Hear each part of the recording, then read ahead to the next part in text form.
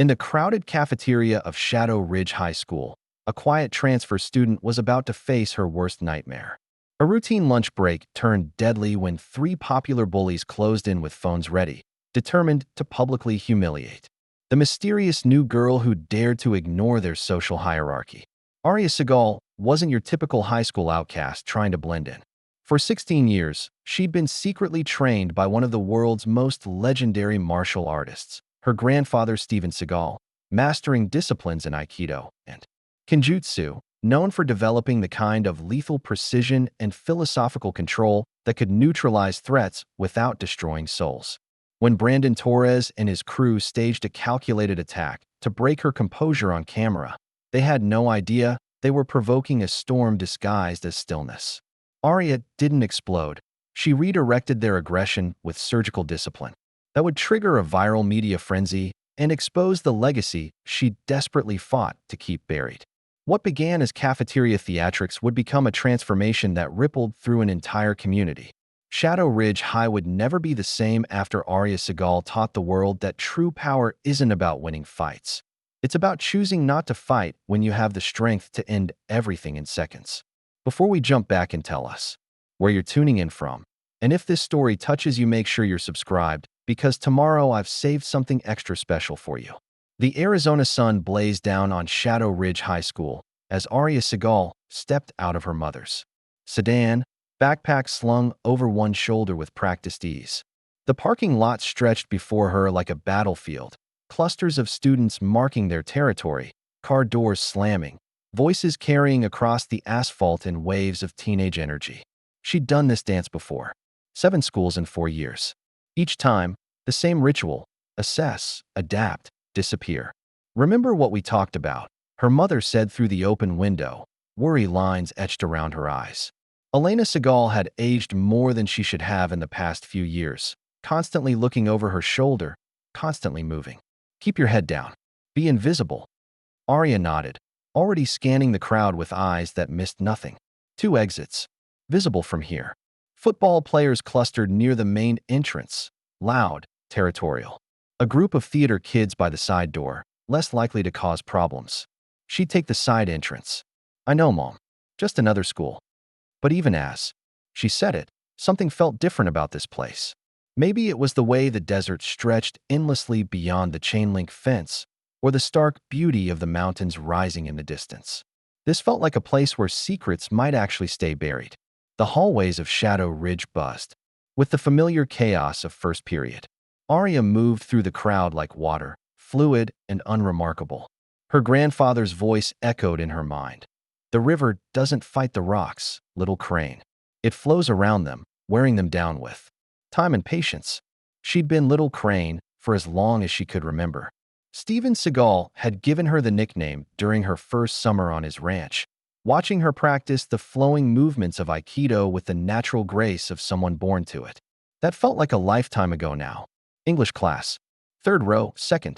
Seat from the wall. Close enough to hear everything. Far enough to avoid the teacher's roving eye. Aria settled into her desk and began her mental mapping. Exits, potential threats, social dynamics.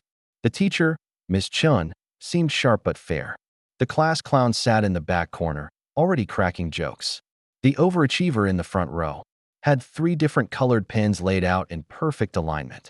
Looks like we have a new student, Miss Chun announced with a warm smile. Aria, would you like to introduce yourself? Every head turned. Aria felt the familiar flutter of panic, the urge to bolt. Instead, she stood slowly, her movements controlled and deliberate. I'm Aria Seagal. I moved here from Denver. The lie came easily. They'd used it before. Looking forward to the class. She sat down quickly, hoping to fade back into anonymity. But she caught the curious glance from the girl beside her. Warm brown eyes, journalist's notebook, the kind of smile that suggested she saw more than most people. I'm Zoe Alvarez, the girl whispered as Ms. Chun began the lesson. School paper. You seem interesting. Aria's internal alarm bells chimed. Journalists meant questions. Questions meant exposure. She gave a polite nod and turned her attention to the board, but she could feel Zoe's eyes on her throughout the class. Lunch period arrived with military precision. Aria had already scouted the cafeteria during her morning walkthrough. Too many people, too much chaos, too many opportunities for unwanted attention. She chose a table in the far corner, near the windows, with a clear view of the entire room and quick access to two exits. The sandwich her mother had packed tasted like cardboard, but she chewed methodically, watching the social ecosystem unfold around her. The popular kids held court at the center tables. The athletes clustered near the lunch line. The theater kids animated their conversation with wild gestures. And then she saw them. 3 students cut through the crowd like sharks through water. The boy in the center moved with the casual confidence of someone who'd never been told no. Tall, athletic, with the kind of smile that could charm teachers and intimidate freshmen in equal measure. His companions flanked him like satellites. A lanky boy with a permanent smirk and a girl whose every movement screamed calculated perfection. Brandon Torres. She'd heard his name whispered in the hallways with the kind of reverence reserved for teenage royalty. Star wide receiver, college scouts already circling, the kind of local legend that small towns built their Friday night dreams. Around, their eyes swept the cafeteria, and Aria felt the predatory assessment in that gaze. She'd seen it before, the way apex predators sized up potential prey. She lowered her head slightly, taking another bite of her sandwich, willing herself to become invisible. But invisibility was a skill that required practice, and she was still learning the rhythms of this new place. Mind if I sit? Zoe's voice startled her from her observations. The journalism student stood beside her table, lunch tray in hand. That same curious smile playing at the corners of her mouth. Aria hesitated. Company meant conversation. Conversation meant questions. Questions meant risk. Free country, she said finally, the words her grandfather had taught her when she was too young to understand their weight. Zoe slid into the seat across from her, her movement easy and natural. So, Denver, huh? What brings you to the desert? My mom's work. Another practiced lie. She's in. Consulting. Consulting. Zoe's journalist instincts picked up on the vague response immediately. What kind of consulting? Before Aria could answer, the noise level in the cafeteria shifted. Conversations dimmed, heads turned, and she felt the familiar prickle of being watched. Brandon Torres had stopped at a table 15 feet away, his gaze fixed directly on her. He said something to his companions, and they laughed, the kind of laugh that had edges. Skylar Monroe, the girl with the perfect hair and designer clothes, pulled out her phone and angled it in their direction. Not recording yet, but ready. Aria's training kicked in automatically. Heart rate steady. Breathing controlled. Hands relaxed but ready. She'd been in this situation before, in different schools, different cafeterias, but always the same underlying dynamic. The pack had identified an outsider. Don't look now, Zoe murmured. But you've caught the attention of Shadow Ridge's royal family. Is that a problem? Aria asked, though she already knew the answer. Zoe's expression grew serious. Depends. They don't like being ignored. And you, my mysterious friend, have been doing a very good job of ignoring everyone. The warning hung in the air between them as Brandon Torres pushed back from his table and began walking in their direction. His movement was casual, confident, but Aria caught the subtle tension in his shoulders, the way his hands clenched and unclenched at his sides. She'd seen that walk before. The predator's approach. Here we go, Zoe whispered. Aria set down her sandwich and waited. Her grandfather's voice echoed in her mind. The storm doesn't announce itself with thunder, little crane. It begins with a whisper of wind. The whisper was coming. A week passed in careful routine. Aria had perfected the art of strategic invisibility, arriving at school precisely 3 minutes before the first bell, navigating hallways during class changes when crowds provided cover, eating lunch in the library instead of the cafeteria battlefield. She'd mapped every exit, timed every transition, and identified the blind spots where a person could disappear when necessary. But invisibility, she was learning, was harder to maintain when someone was actively trying to see you. You're like a ghost, Zoe said, sliding into the seat beside her in the library. It had become their unofficial meeting spot, a neutral zone where journalists could work and mysterious transfer students could eat sandwiches in peace. I've been watching you for a week, and I swear you've perfected the art of being nowhere and everywhere at once. Aria looked up from her book. a worn copy of Marcus Aurelius she'd carried through 6 different schools. I just like quiet spaces. Uh-huh. Zoe pulled out her notebook, the same one she carried everywhere. You know, I've been doing some research on you. The familiar flutter of panic rose in Aria's chest. Research, Denver school records, social media, the usual teenage detective work. Zoe's smile was apologetic but persistent. You're surprisingly hard to find. It's like you didn't exist before you walked into Shadow Ridge. Some people prefer privacy, and some people have interesting reasons for needing it. Zoe leaned closer, her voice dropping to a whisper. I'm not trying to expose you or anything. I'm just curious. You move like you're always ready for something. You never sit with your back to a door. You watch people like you're cataloging them. Aria's training screamed at her to deflect, to change the subject, to disappear. But there was something in Zoe's voice, not the hunger of a predator seeking weakness, but the genuine curiosity of someone who'd recognized a kindred spirit. My dad was military, she said finally. It wasn't entirely a lie. Her grandfather had taught her to think like a soldier. Some habits stick. Zoe nodded slowly. That explains some things, but not everything. Before Aria could respond, the library's atmosphere shifted. The quiet hum of study sessions dimmed, and she felt the familiar prickle of being watched. Through the glass partition that separated the main library from the study area, she could see Brandon Torres leaning against the magazine rack, his eyes fixed on their table. He wasn't alone. Skylar Monroe stood beside him, phone in hand, scrolling through something that made her smile in a way that didn't reach her eyes. Jonah Lee hovered nearby, fidgeting with the nervous energy of someone who existed in the shadow of more dominant personalities. They're persistent, Zoe observed. Brandon's been asking about you. Casual questions, but he's definitely interested. Interested in what? The new girl who doesn't fall all over herself when he walks by. The one who doesn't giggle when he makes his jokes or blush when he smiles. Zoe's expression grew serious.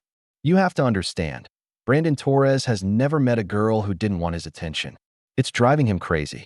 Aria watched as Brandon said something to his companions, gesturing toward the study area.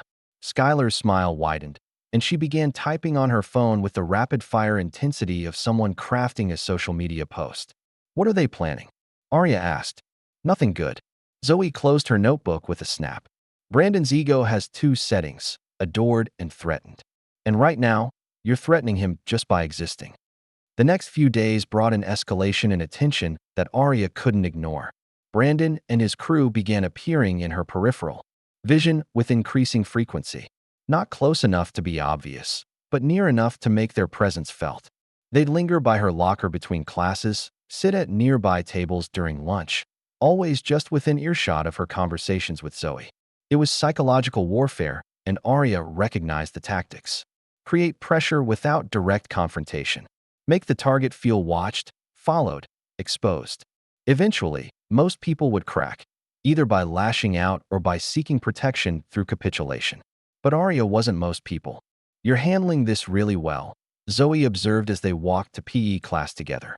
Most people would have either confronted them by now or transferred schools. I don't like drama. No, it's more than that.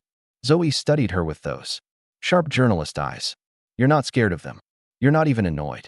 It's like you're calculating. Aria said nothing, but her mind was indeed calculating. Brandon's approach was predictable, the alpha male asserting dominance through intimidation. Skylar was the social engineer, probably building a narrative online that would justify whatever they were planning. Jonah was the weak link, the follower, who would crack under pressure. PE class brought a new dynamic. Coach Reed, a compact man with the bearing of someone who'd seen real combat, called for warm-up exercises. As the class began their stretching routine, Aria felt his attention focus on her movements. She'd been careful to hide her training, but certain habits were impossible to disguise. The way she moved through the exercises with perfect form, the controlled breathing, the unconscious assessment of space and positioning that marked someone who'd been taught to think tactically. Seagal, Coach Reed called out. Good technique. You trained somewhere? The question hung in the air, and Aria felt every eye in the class turn toward her. Brandon, Skylar, and Jonah were spread throughout the group, all watching her response with predatory interest. Just stayed active, she said. the non-answer rolling off her tongue with practiced ease. Coach Reed nodded, but his eyes remained thoughtful. As the class moved into cardiovascular exercises, he fell into step beside her. "Military family?" he asked quietly. "Something like that. I can tell. You move like someone who's been taught to think 3 steps ahead." He paused. "You ever need to talk or need some space to work things out? My office is always open. After hours, too." It was the first time since arriving at Shadow Ridge that an adult had offered her genuine support without strings attached. The gesture caught her off guard, and she found herself nodding. "Thank you, Coach. Call me Reed." "And Seagal?" He stopped, fixing her with a direct stare. "Whatever storm you're trying to weather, remember, sometimes the best defense is knowing when to stand your ground." As they rejoined the main group, Aria caught Brandon watching their interaction with narrowed eyes. The predator was growing impatient, and impatience led to mistakes. That afternoon, as she walked to her locker, Aria found a note shoved through the vents. The handwriting was feminine, precise, Skylar's work. "New girl thinks she's better than everyone else. Let's see how long that lasts. Hashtag Ice Queen, hashtag too good for us." It was a declaration of war, social media style. Aria crumpled the note and dropped it in the nearest trash can. The storm was coming whether she wanted it or not. That evening, she sat in her room staring at her phone. Her grandfather's number highlighted on the screen. She could call him, ask for advice, maybe even ask her mother to start looking for another school in another state. But running was getting tired. And for the first time in years, she'd found someone who might actually become a friend. Her phone buzzed with a text from Zoe. "Whatever they're planning, you don't have to face it alone. Real friends stick together." Aria smiled, the first genuine smile she'd worn in weeks. Maybe it was time to stop running from storms and start learning to dance in the rain. The next morning brought a change in the air. As she walked through the hallways, Aria noticed the subtle shift in attention. Students who'd never looked at her before now watched her pass with curious eyes. Whispers followed in her wake, not the casual gossip of teenage drama, but the focused attention of a community that sensed something significant was about to happen. Brandon Torres stood at the center of it all, holding court near the main entrance with the casual confidence of someone who'd never doubted his place in the world. But Aria caught the tension in his shoulders. The way his laugh came a fraction too loud. The quick glances he threw in her direction when he thought she wasn't looking. The hunter was becoming the hunted, and he didn't like the feeling. The morning of the incident started like any other. Aria arrived at school with her usual precision, 3 minutes before the first bell, backpack slung over one shoulder. But something felt different in the air, a tension that made her skin prickle. With awareness, students clustered in tight groups, voices hushed, eyes tracking her movement through the hallways with the kind of anticipation that preceded a storm. She found Zoe waiting by her locker, laptop bag clutched against her chest, worry creasing. Her features. "We need to talk," Zoe said without preamble. Privately, they ducked into an empty classroom, and Zoe immediately pulled out her phone, scrolling through social media feeds with the rapid efficiency of someone who lived half her life online. "It's bad," she said, angling the screen toward Aria. "Look at this." The posts were subtle but coordinated, a campaign of whispered rumors and manufactured intrigue. Skylar's fingerprints were all over it, but executed with the kind of plausible deniability that made her dangerous. Anonymous accounts questioning why the new girl was so secretive. Speculation about her family background. Hints that she was hiding something big. "They're building a narrative," Zoe explained. "Creating buzz, making people curious. And when people are curious, they want answers," Aria finished. "Even if they have to force them." "Exactly. And I think they're planning something for today. Big. Public. The kind of thing that gets recorded and shared." Aria's stomach clenched. This was how it always started. The slow build of pressure, the careful construction of a stage for public humiliation. She'd seen it before, in other schools, with other predators. The playbook was always the same. "What do you think they're planning?" Zoe's expression grew grim. "Cafeteria. Lunch period. Maximum audience. Perfect lighting for video, and nowhere to run." The morning classes passed in a blur of heightened awareness. Aria caught glimpses of Brandon, Skylar, and Jonah throughout the day, quick conversations. In hallways, meaningful glances, the kind of coordinated movement that suggested military-level planning. Telling and preparing this story took us a lot of time. So if you're enjoying it, subscribe to our channel. It means a lot to us. Now back to the story. They were excited, she realized. This was entertainment for them, a chance to assert dominance and create viral content in one perfectly orchestrated moment. By fourth period, the entire school seemed to buzz with anticipation. Students who'd never spoken to her before attempted casual conversation, fishing for information. Teachers looked at her with curious eyes, as if trying to solve a puzzle. Even the janitor gave her a sympathetic nod as she passed. You could skip lunch, Zoe suggested as they walked toward the cafeteria. Go to the library. Hide in the nurse's office. Wait it out. Aria considered it. Every instinct screamed at her to avoid the confrontation, to disappear until the storm passed. But she'd been running for years, and she was tired of it. More than that, she was tired of letting bullies dictate her choices. No, she said quietly. If they want a show, they'll get one.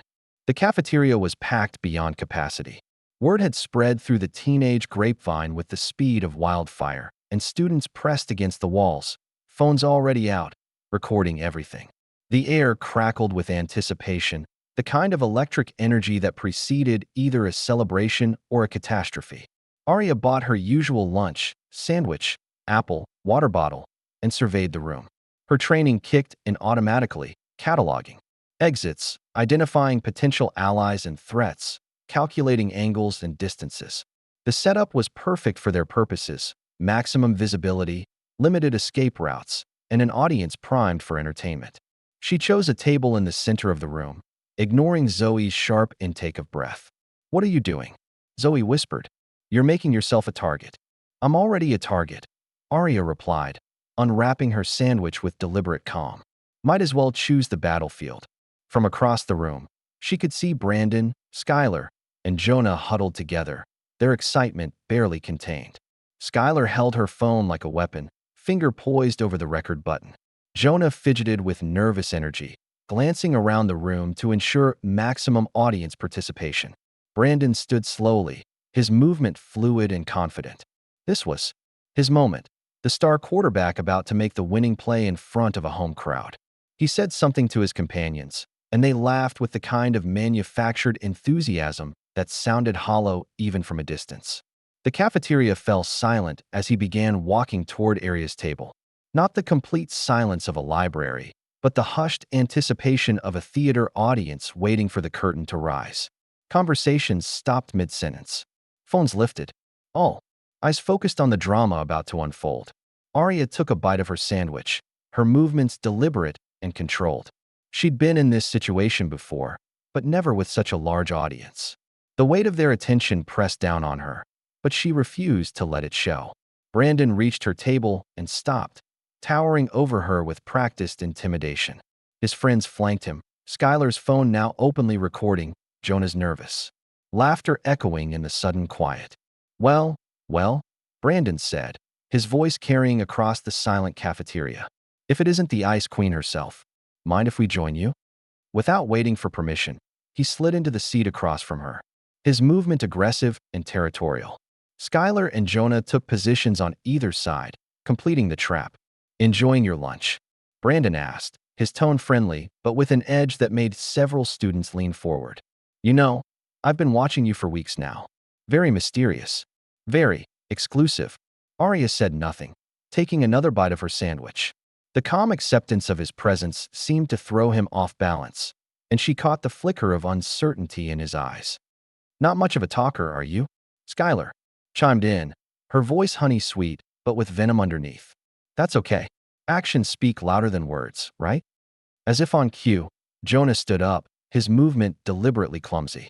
His lunch tray, loaded with a full soda, a container of soup, and what appeared to be pasta salad, wobbled precariously.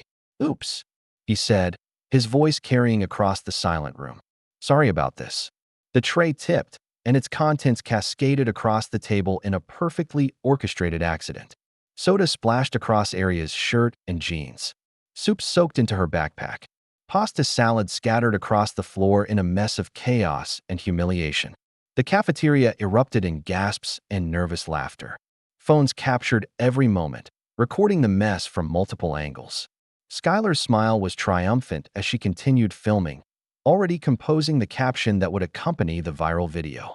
This was the moment they'd been building toward, the public humiliation designed to break the Ice Queen's composure.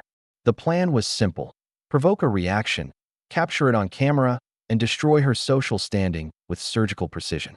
But Aria didn't react the way they expected.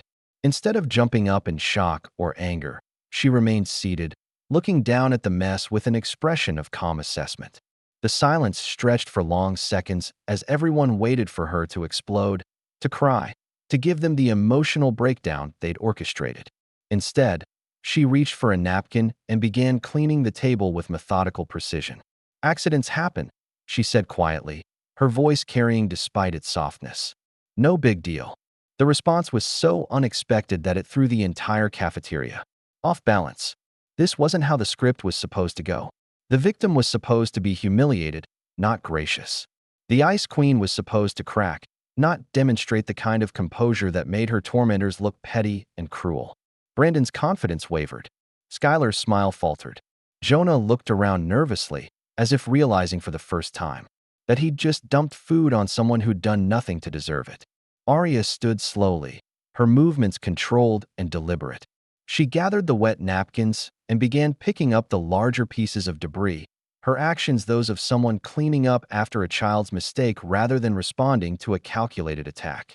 "I said I was sorry," Jonah stammered, his voice cracking with uncertainty. "I heard you," Aria replied, not looking up from her task. "Like I said, accidents happen." But as she knelt to retrieve a piece of pasta salad, her eyes met Brandon's, and for just a moment, he saw something that made his breath catch. Not anger or humiliation, but a kind of controlled power that suggested this wasn't over. Not by a long shot. The cafeteria remained frozen in tableau, hundreds of students watching, phones recording, the aftermath of a plan that had gone sideways in the most unexpected way possible. The Ice Queen had been tested, and she'd responded with a composure that somehow made her tormentors look small and desperate. But Aria knew this was only the beginning. The real storm was still coming. The video went live before Aria made it to her next class. She felt the shift immediately. The way conversations stopped when she walked by, the barely concealed phone cameras tracking her movement, the whispered commentary that followed in her wake. By the time she reached her locker, the incident had already spread beyond Shadow Ridge High School and into the broader ecosystem of social media virality. 37,000 views and counting, Zoe said, appearing at her elbow with her laptop open. It's on Instagram, TikTok, Twitter, and about 6 different gossip sites. The hashtag Ice Queen is trending locally.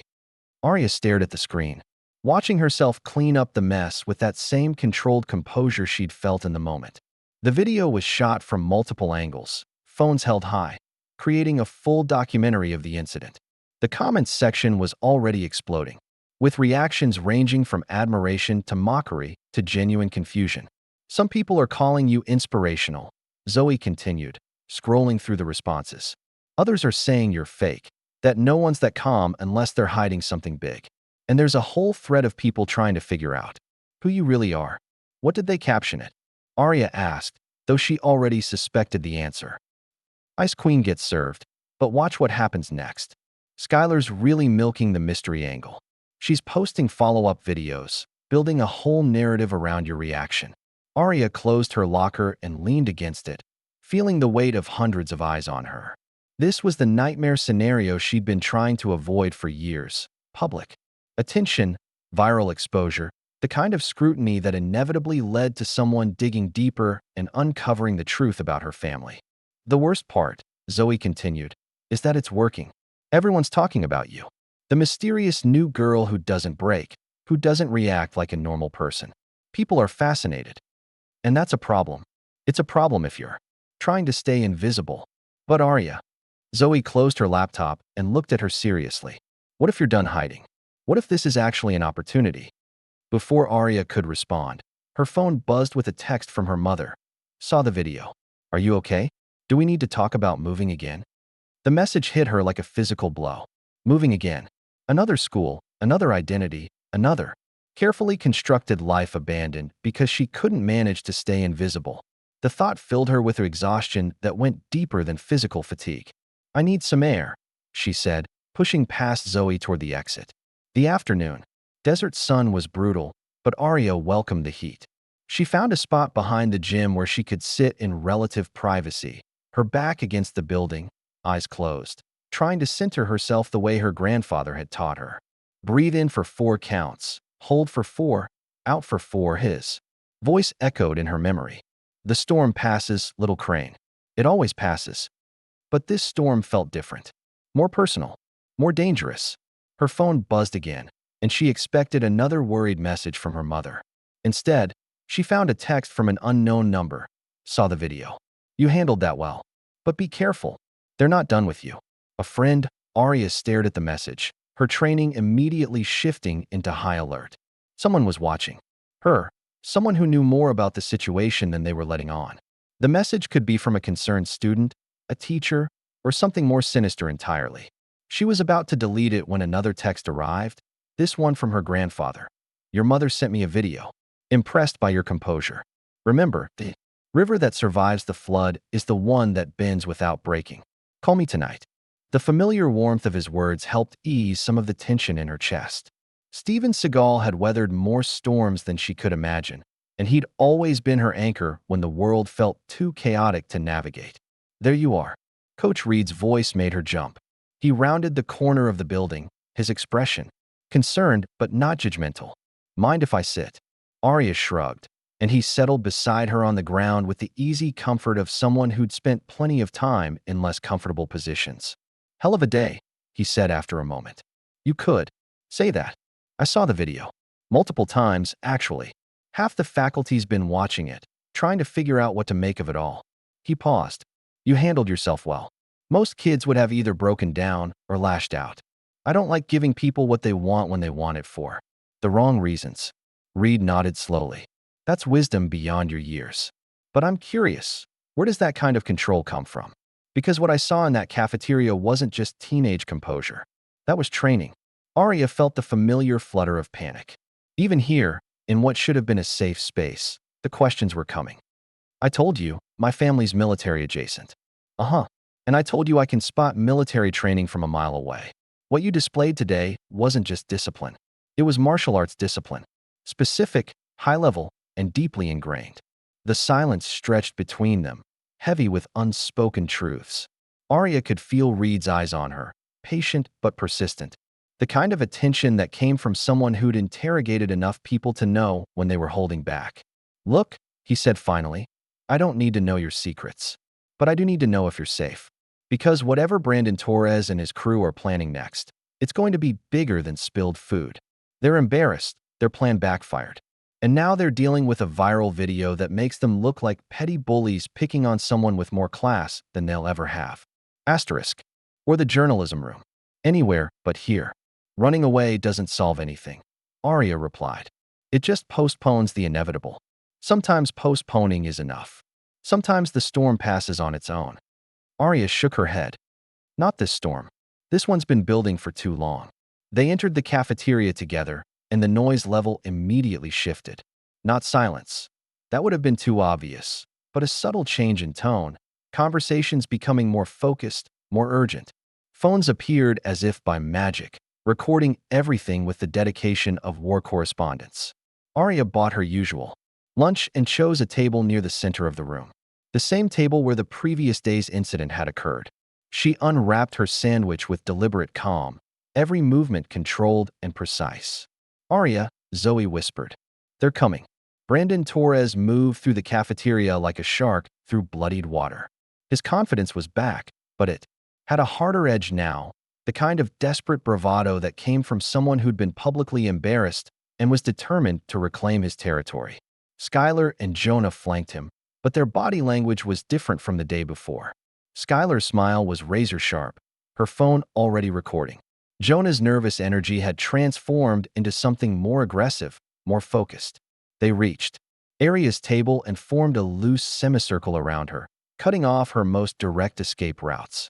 The positioning was deliberate, tactical. They'd learned from yesterday's failure. Well, Brandon said, his voice carrying across the suddenly hushed cafeteria. if it isn't our viral sensation, the famous Ice Queen. Aria took a bite of her sandwich, her expression neutral. Brandon, you know, I've been thinking about yesterday, about your little performance. He leaned closer, his voice dropping, but still audible to the surrounding tables. Very impressive. Very controlled. Makes a person wonder what you're really hiding behind all that Zen master bullshit. I'm not hiding anything.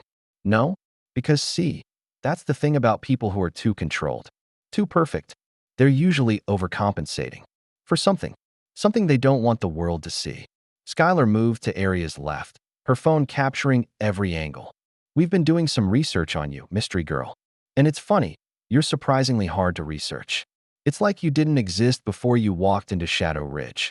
Some people value privacy. And some people have secrets worth keeping. Jonah had positioned himself behind her chair, his presence deliberately intimidating. The question is, what happens when those secrets come out? Aria felt the familiar flutter of panic, but underneath it, something else was building. A coil of tension that had been winding tighter for weeks, fed by constant vigilance, constant hiding, constant fear of discovery. Maybe we should help you come out of your shell, Brandon continued. Help you show the world who you really are. He reached across the table, his hand moving toward her backpack. It was a calculated gesture, not quite aggressive enough to be obviously threatening, but invasive enough to provoke a reaction. Aria's training screamed at her to move, to stop him, to defend her space. But she forced herself to remain still, to let the moment play out. Brandon's fingers brushed the zipper of her backpack, and she saw the triumph in his eyes. He thought he'd found her breaking point, the moment where the Ice Queen would finally crack. Don't, she said quietly. Don't what? His smile was predatory. Don't touch your stuff? Don't invade your precious personal space? Or don't expose whatever you're so desperate to hide. His hand closed around the backpack strap, and he began to pull it toward him. The gesture was small, almost playful, but it crossed a line that Aria had drawn in her mind months ago. I said don't. This time, her voice carried a different quality. Not louder, but deeper, more controlled. The kind of tone that suggested consequences. Brandon paused, his hand still on the backpack, his eyes meeting hers. For a moment, something passed between them, a recognition of the moment balanced on a knife's edge. Then he smiled and pulled harder. Or what, Ice Queen? What are you going to do about it? The cafeteria held its breath. Hundreds of students leaned forward, phones recording, waiting for the moment when the mysterious new girl would finally reveal what lay beneath her perfect composure. Aria looked at Brandon's hand on her backpack, then at his face, then at the circle of students surrounding them. She thought about her grandfather's words, about rivers and storms and the difference between bending and breaking. Last warning, she said, her voice carrying despite its quietness. Let go. Brandon's smile widened. Make me. The words hung in the air like a challenge, like a declaration of war. Around them, the cafeteria had gone completely silent. The only sound the soft hum of fluorescent lights and the barely audible whisper of phones recording everything. Aria stood slowly, her movement fluid and controlled. She placed her hands flat on the table, leaning forward slightly, her eyes never leaving Brandon's face. You really want to do this? She asked. I really do. Here? Now? In front of everyone? Especially in front of everyone. Aria nodded slowly, as if confirming something to herself. When she spoke again, her voice was different, not the careful, controlled tone of someone trying to remain invisible, but something deeper, more primal. Then let's do this. What happened next would be replayed thousands of times, analyzed frame by frame, debated in forums and comment sections across the internet. But in the moment, it was simply a 17-year-old girl who had finally run out of places to hide. Brandon Torres was still smiling when Aria Seagal reminded him, and everyone else, that some storms were more dangerous than they appeared. The movement was so fast that most of the recording phones missed it entirely. Brandon Torres, 6'2" star wide receiver with a full scholarship to Arizona State, was suddenly airborne. Not thrown, not shoved, but redirected with such precise control that he seemed to simply flow through the air before landing flat on his back 3 feet from where he'd been standing. The cafeteria erupted in chaos. Students jumped back, chairs scraped against linoleum, and the sound of dozens of Phones hitting the floor created a percussion symphony of shock and disbelief. Brandon lay on the ground, stunned, staring up at the fluorescent lights with the confused expression of someone who couldn't quite process what had just happened. His breath came in short gasps, not from injury, but from the complete cognitive disconnect between his expectations and reality. Aria stood beside the table, her posture relaxed, her breathing controlled, her expression calm. She looked down at Brandon with something that might have been sympathy. "Are you hurt?" she asked, her voice carrying the same quiet concern she might show for a child who'd fallen off a bicycle. The question seemed to break whatever spell had held the cafeteria frozen. Conversations exploded from every table, voices overlapping in a cacophony of excitement and confusion. "Did you see that? What the hell just happened? How did she do that? Oh my God, someone call 911. Is he okay?" That was like something from a movie. Skylar Monroe stood frozen, her phone still recording, her mouth open in shock. She'd been prepared for a catfight, maybe some hair pulling and scratching. She hadn't been prepared for whatever this was. Jonah Lee had backed away from the table, his face pale, his nervous energy transformed into something approaching genuine fear. This wasn't the plan. This wasn't how it was supposed to go. "I'm calling security," someone shouted from across the room. "No, wait," another voice replied. She didn't attack him. She just moved. Brandon struggled to sit up, his athletic coordination compromised by confusion and wounded pride. "What the hell?" he began, then stopped, his eyes focusing on Aria with a mixture of fear and something approaching respect. "You grabbed my backpack," Aria said simply. "I asked you to let go. You didn't." "How did you?" Brandon's voice cracked slightly. "What are you?" Before Aria could answer, the cafeteria doors burst open and Coach Reed strode in, his military bearing immediately commanding attention. He took in the scene with sharp eyes, Brandon on the floor, Aria standing calmly beside. The table, hundreds of students with phones recording everything. "Everyone back off," he commanded, his voice cutting through the chaos. "Give them space." Students reluctantly stepped back, but the phones kept recording. This was the kind of incident that would be dissected for weeks, analyzed by amateur experts, and shared across every social media platform imaginable. "Torres," Reed said, extending a hand to help Brandon to his feet. "You hurt?" Brandon accepted the help, his movements careful and measured. "No, I don't think so." "Good. You three," Reed gestured to Brandon, Skylar, and Jonah. "Principal's office. Now." "But she attacked him," Skylar protested, her voice shrill with indignation. "You saw what she did. I saw Torres grab her property after she asked him to stop. I saw her defend herself. What I didn't see was an attack." Reed's tone was flat, professional, but his eyes held a warning. "Principal's office. Now." As the trio shuffled toward the exit, Reed turned his attention to Aria. "Ms. Seagal, I think we need to have a conversation. Privately." Aria nodded, shouldering her backpack, the same one that had started this entire confrontation. As she prepared to leave, she caught sight of Zoe, who was staring at her with a mixture of awe and concern. "Text me later," Zoe whispered. "We need to talk." The walk to Coach Reed's office felt like a funeral march. Students pressed against the walls to let them pass, their conversations following like a wake. Aria could feel the weight of their stares, the burden of their curiosity, the pressure of questions that would only multiply in the coming hours. Reed's office was a study in controlled chaos, military precision mixed with the accumulated debris of someone who spent his days managing teenagers. Trophies lined the shelves, but they were interspersed with books on leadership, psychology, and what appeared to be several volumes on martial arts. "Sit," Reed said, closing the door behind them. "And this time, I want the truth." Aria took the chair across from his desk, her posture straight but relaxed. "About what?" "About what I just watched in that cafeteria. About how a 17-year-old girl managed to put a 200-pound athlete on his back without breaking a sweat. About why you move like someone who's been training since childhood in disciplines that most people have never heard of." The silence stretched between them, heavy with unspoken truths. Reed leaned back in his chair, his eyes never leaving Aria's face. "I've been in combat zones," he said finally.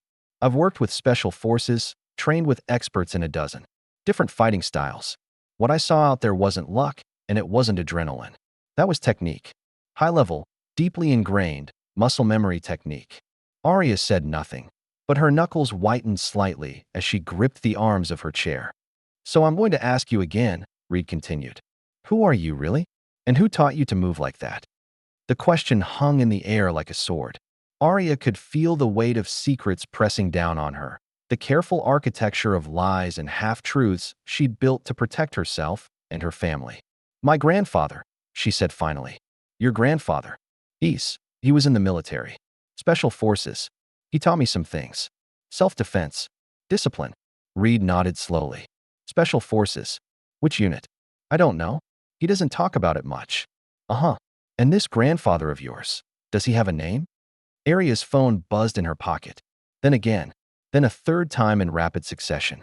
She pulled it out and saw a dozen missed calls from her mother, along with a text that made her blood run cold. The video is everywhere. News vans are outside the house. We need to talk. Now. Reed watched her face change as she read the message. Something wrong? I need to call my mom. In a minute. First, answer my question. Your grandfather's name. Aria looked at the phone, then at Reed, then at the door that led back to a cafeteria full of students who would never look at her the same way again. The secret she'd been carrying for years, the identity she'd been running from, the legacy she'd been trying to escape. It was all about to come crashing down around her. Seagal, she said quietly. Steven Seagal. Reed's expression didn't change, but something shifted in his eyes. Recognition, understanding, and perhaps a hint of something that might have been respect. Well, he said after a long moment. That explains a few things. Before Aria could respond, there was a sharp knock on the door. Principal Patel entered without waiting for permission, his face flushed with the kind of stress that came from dealing with viral incidents and their administrative aftermath. Coach Reed, I need to speak with Ms. Seagal immediately.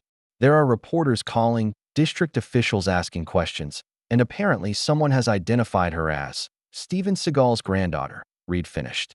Yeah, we just covered that. Patel's shoulders sagged slightly. So it's true? Aria nodded, the weight of the admission settling over her like a heavy blanket. It's true. Well, Patel said, sinking into the chair beside her. This complicates things considerably.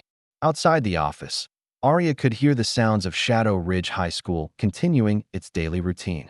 But she knew that by tomorrow, everything would be different. The secret was out, the storm had arrived, and there was no going back to the quiet anonymity she'd worked so hard to maintain. Her phone buzzed again. This time, it was a text from her grandfather. Saw the news. Time to stop running, little Crane. Time to stand in the light. The news vans arrived at Shadow Ridge High School before the final bell rang.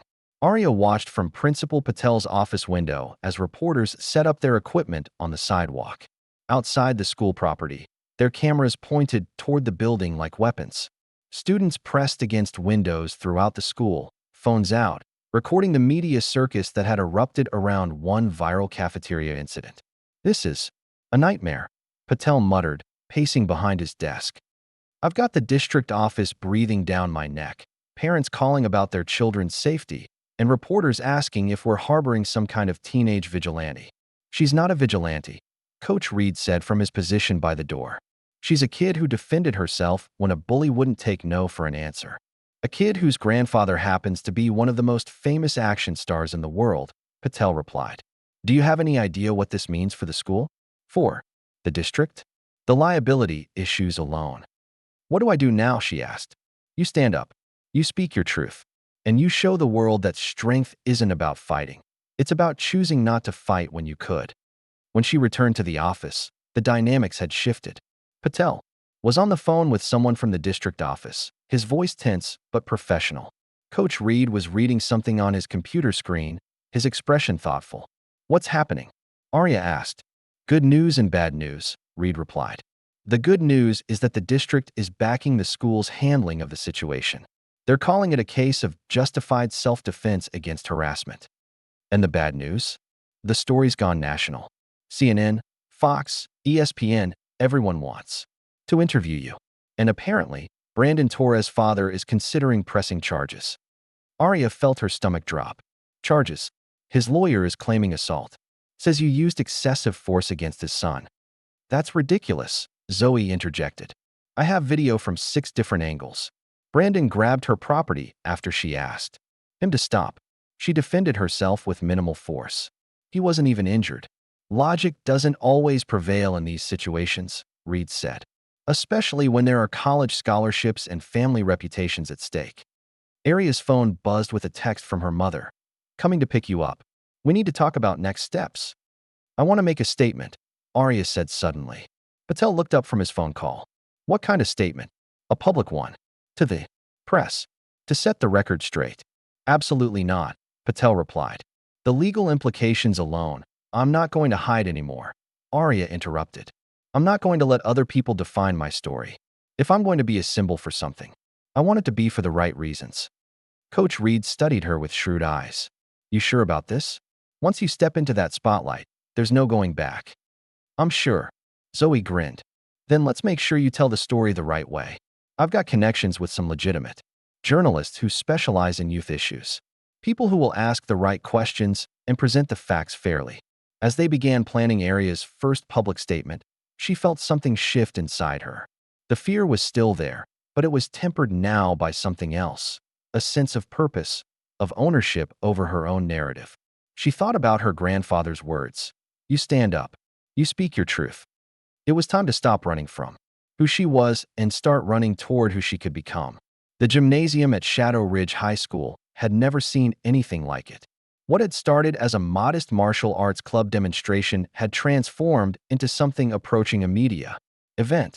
Local news crews positioned their cameras along the walls. Students packed the bleachers, and parents who'd heard about the Seagal girl filled the remaining seats. Aria stood in the center of the polished floor, wearing a simple black GI that had belonged to her grandfather. The uniform was too large for her frame, but she'd cinched the belt with the same precise movements she'd learned as a child. Around her, the space felt both intimate and vast, a stage where she would finally stop hiding and start owning her heritage. You don't have to do this, Zoe whispered from the sidelines. We could still call it off.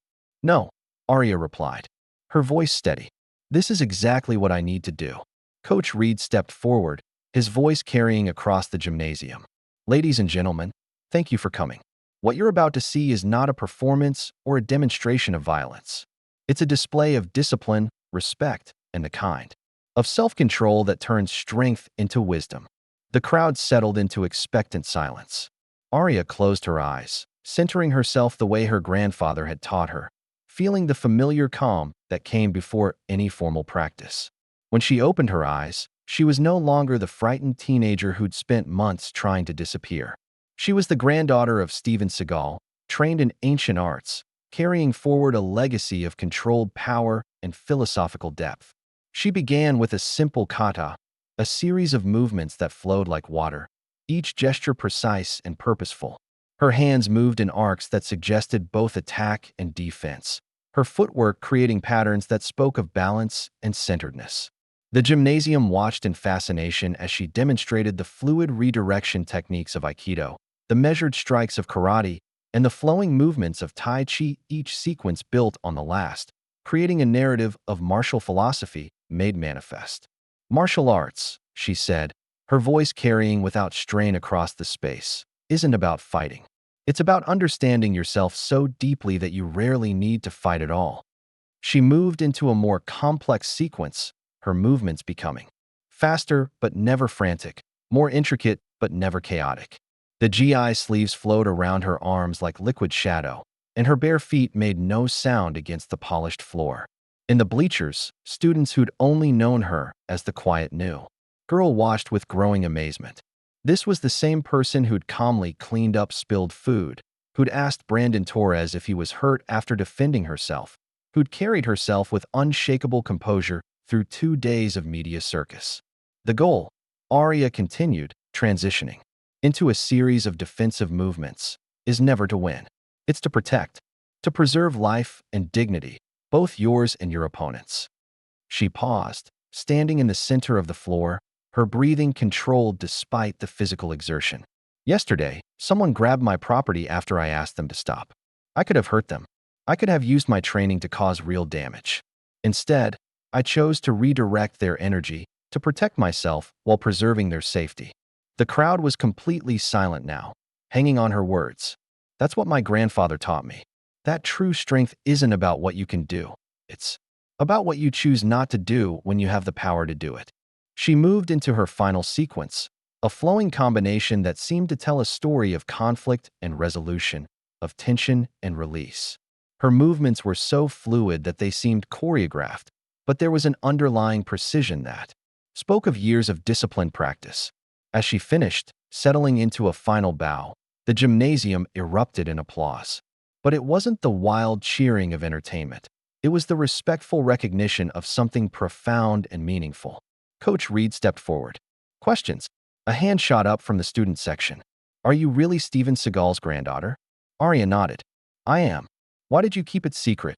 Because I wanted to be seen for who I am, not for who my grandfather is. I wanted to earn respect through my actions, not inherit it through my name. Another student raised her hand. What would you say to kids who are being bullied? Aria considered the question carefully. I'd say that you always have choices. You can choose to respond with violence, or you can choose to respond with strength. Violence is about causing harm. Strength is about protecting yourself and others while preserving everyone's dignity. But what if talking doesn't work? Another voice called out. Then you defend yourself. But you do it with control, with purpose, and with the understanding that your goal is to stop the threat, not to destroy the person creating it. A reporter from the local news station raised her hand. There are people saying you used excessive force against Brandon Torres. How do you respond to that? The question hung in the air like a challenge. Aria felt the weight of cameras focusing on her, the pressure of public scrutiny, the awareness that her answer would be analyzed and dissected across countless platforms. I used exactly the amount of force necessary to stop someone from taking my property after I asked them to stop, she said simply. No more, no less. And the first thing I did afterward was ask if he was okay. From the back of the gymnasium, a familiar voice called out. What's your advice for young people who want to learn martial arts? Aria looked toward the voice and saw Brandon Torres standing near the exit, his usual confidence replaced by something that looked like genuine curiosity. Start with respect, she said, her voice carrying across the space. Respect for your teachers, respect for your fellow students, and most importantly, respect for the power you're learning to wield. Martial arts isn't about becoming a better fighter, it's about becoming a better person. Brandon nodded slowly, and for a moment, their eyes met across the gymnasium. Something passed between them, not forgiveness, exactly, but understanding. The recognition that they were both teenagers trying to figure out who they were in a world that was watching their every move. As the formal demonstration ended and the crowd began to disperse, Aria felt a hand on her shoulder. She turned to find Zoe beaming at her. That was incredible, Zoe said. You just turned a crisis into a teachable moment. The video of this is going to go viral for all the right reasons. I hope so, Aria replied. I want people to understand that strength doesn't have to be destructive. Mission accomplished, Coach Reed said, approaching with a satisfied smile. You just gave this school, and probably thousands of people online, a masterclass in character. As they walked toward the exit, Aria caught sight of Brandon Torres waiting by the door. He looked uncertain, vulnerable in a way she'd never seen before. Can I talk to you for a minute? He asked quietly. Aria nodded, and they stepped aside from the crowd. I wanted to apologize, Brandon said, his voice barely above a whisper. For everything. The cafeteria, the harassment, the way I treated you. I was wrong. Why? Aria asked. What changed? Brandon was quiet for a long moment. Watching you up there, seeing what you're really capable of. I realized how much restraint you showed with me. You could have really hurt me, but you didn't. That's not something I would have done if the roles were reversed. Everyone deserves a second chance, Aria said. Even people who make mistakes. Would you? Brandon hesitated. Would you be willing to teach me? Not the fighting stuff, but the other part. The discipline. The control. Aria studied his face, seeing genuine humility where arrogance had once lived. Talk to Coach Reed. He's starting a formal martial arts program. I think you'd benefit from learning alongside other people who are also working on becoming better versions of themselves. As they rejoined the crowd, Aria felt her phone buzz with a text from her grandfather. Watch the live stream. Proud. Of you, little crane. You found your voice. Looking around the gymnasium, at Zoe documenting everything with journalistic precision, at Coach Reed fielding questions from interested parents, at Brandon Torres talking quietly with other students. About respect and discipline, Aria realized that her grandfather was right.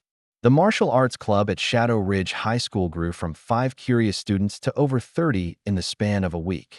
Aria arrived early each morning, helping Coach Reed set up mats in the gymnasium that had become an unexpected sanctuary. The space buzzed with nervous energy as students who'd never considered martial arts found themselves drawn to something deeper than physical technique. "Remember," Aria said, addressing the group gathered in a loose circle, "we're not here to learn how to fight. We're here to learn how to think before we act." Brandon Torres sat cross-legged near the back, his usual confident posture replaced by the awkward humility of someone learning to be a beginner again. 3 weeks of practice had transformed his approach to everything, not just martial arts, but interactions with classmates, responses to pressure, even his performance on the football field. The hardest part, he admitted during a partner exercise, is unlearning all the ways I used to handle problems. I never realized how much I relied on intimidation until I had to stop doing it. Skylar Monroe had surprised everyone by showing up the previous week, her designer workout clothes incongruous among the simple GIs and athletic wear. Her apology to Aria had been stilted, formal, but genuine. "I spent so much time crafting my image online," she'd said, "that I forgot who I actually was underneath all the performance. I want to find that person again." Even Jonah Lee had found his place in the group, his nervous energy channeled into precise movements and focused breathing. Without Brandon's shadow to hide in, he discovered a quiet confidence that transformed his entire demeanor. Zoe documented everything with her characteristic thoroughness, but now as a participant rather than an observer. Her article series on the club's development had attracted attention from martial arts schools across Arizona, all wanting to understand the philosophy behind their approach. "It's not about the techniques," Aria explained to a visiting instructor from Phoenix. "It's about creating a community where strength and vulnerability can coexist, where people can be powerful without being destructive." The transformation wasn't limited to the martial arts club. The entire atmosphere at Shadow Ridge had shifted.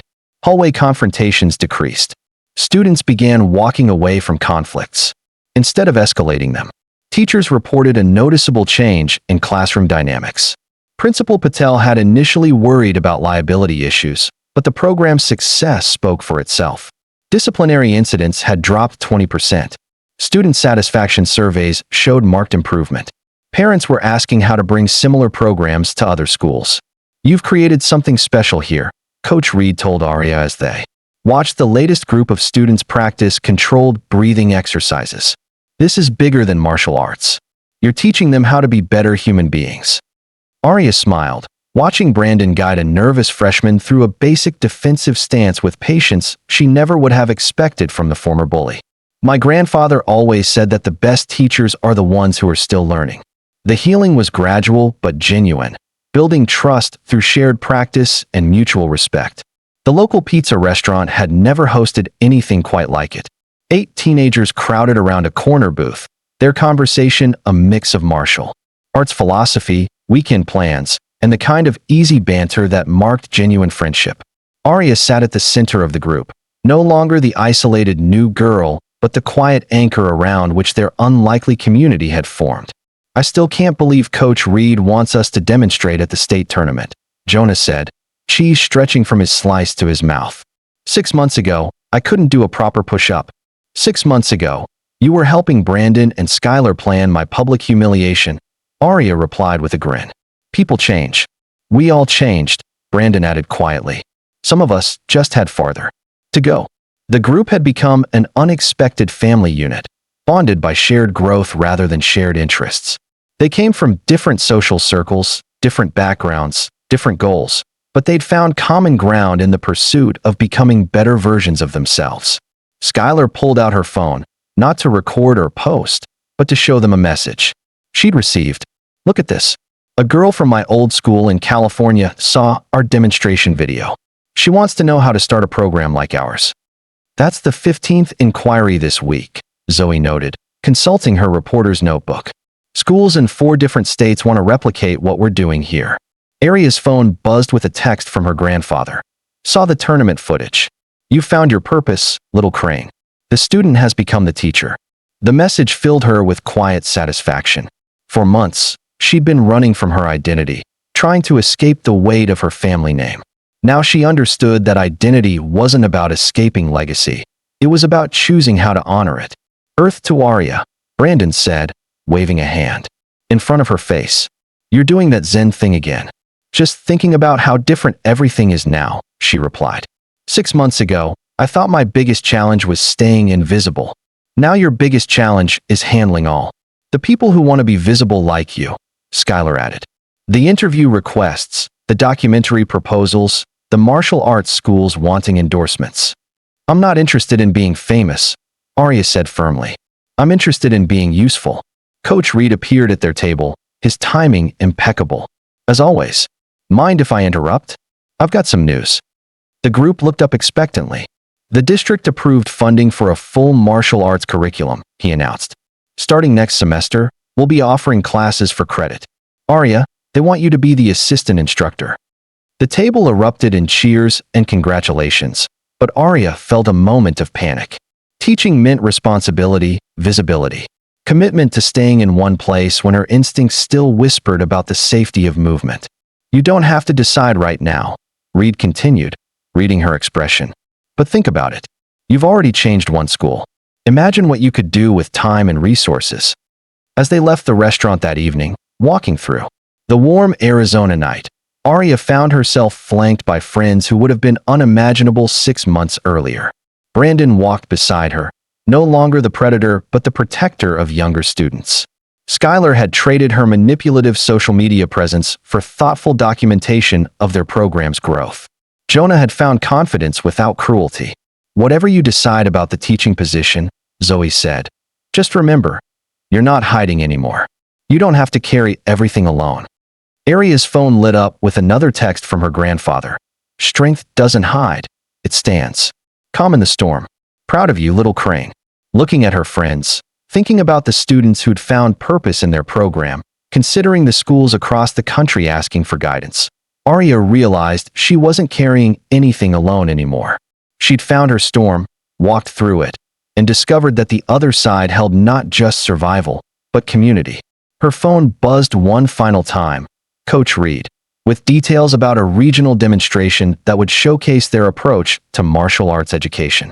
A new chapter was beginning, but this time, Aria Seagal was ready to write it in the light. The secret was out, the storm had passed, and in its wake, she'd found not just her voice, but her calling. Up next, we have 2 more incredible stories that are waiting for you. Just click the image you want to watch, and it will take you there. If you enjoyed this video, make sure to subscribe. It would mean a lot.